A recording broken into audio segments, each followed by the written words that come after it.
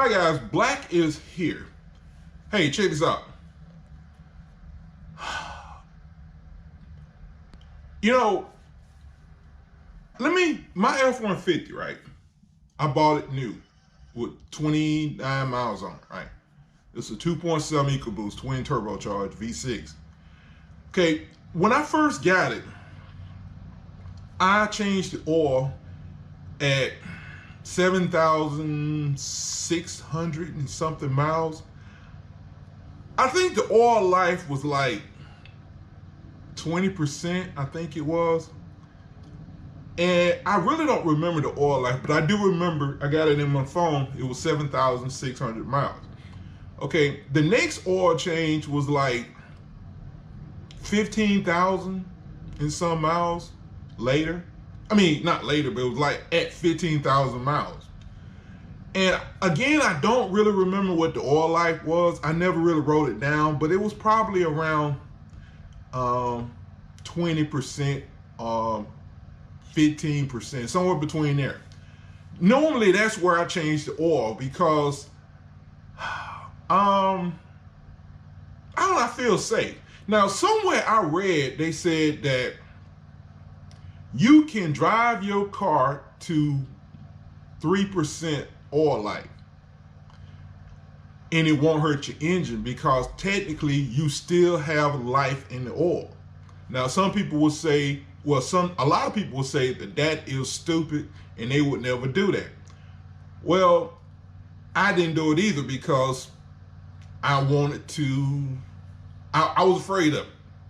Now, what I'm getting at is this. You have a lot of technicians on YouTube will tell you that you shouldn't go by your oil monitor life, your oil life thing. You should not go by that. You should change your oil, especially if you have a turbocharged engine. You should change it at 3,000. Some people say 5,000, but you shouldn't go much past 5,000 because of the fact that it's a turbocharged engine. Now, I noticed my last 3 or 4 oil changes, my oil life monitor, it drops down to 20 pretty quick. Meaning that like one particular time, I think I took it down to 15% and I went almost 9,000 miles. I think it was like 8,900 miles, something like that. And I changed the oil. Okay. Now, my truck has a limiter, well, it still has a limiter on it, but originally the factory limiter was like 101, 104, something like that. I moved it up to 120. And I noticed that after I moved it up to 120, it seemed like my oil don't last as long as it used to.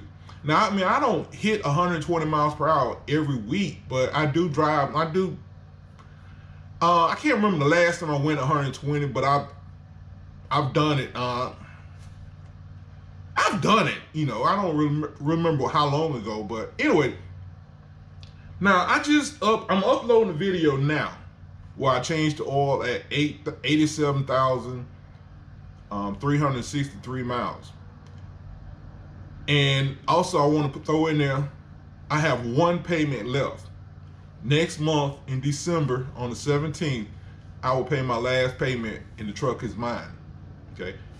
But anyway, this last oil change, I changed it at 19% oil life. And the truck I had only gone, I think it's 5,600 miles. So I'm wondering, is it preset in the computer? Or is it because I raised the limiter, or is something going on where my oil intervals are getting shorter? And also, technicians, mechanics and all, again, they say you can't go by the oil monitor thing.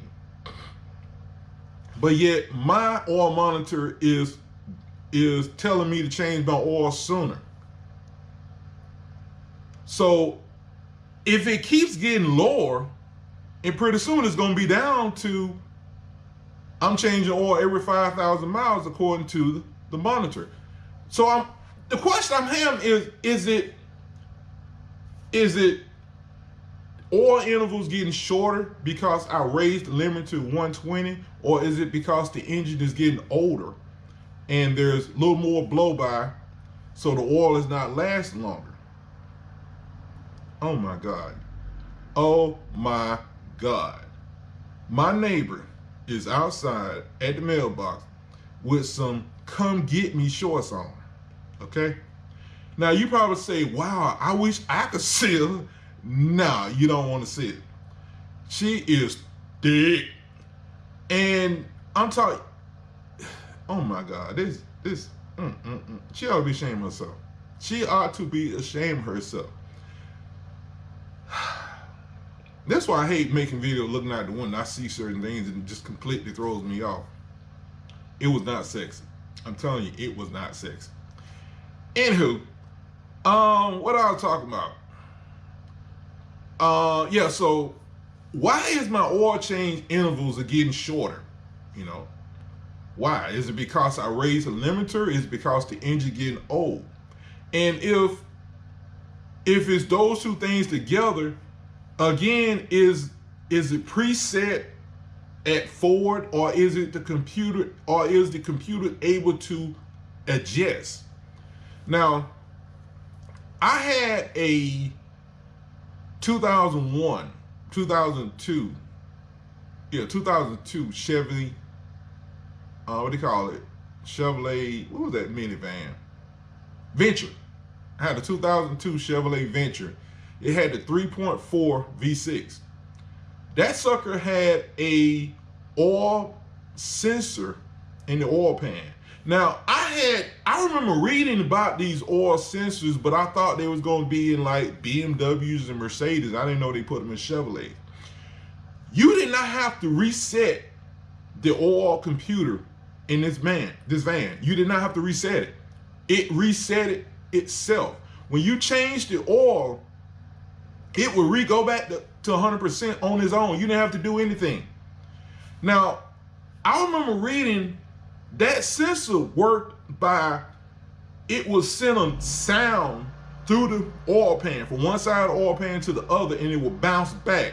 Depending on how dirty or how clean your oil is, it took longer for the signal to come back. And that's the way the computer was able to tell when the oil was good or bad. But I kid you not, the oil could be, say, 20%. You change the oil, put new oil, it go back to 100 on its own. I kid you not. But I don't see that kind of sensor in my oil pan.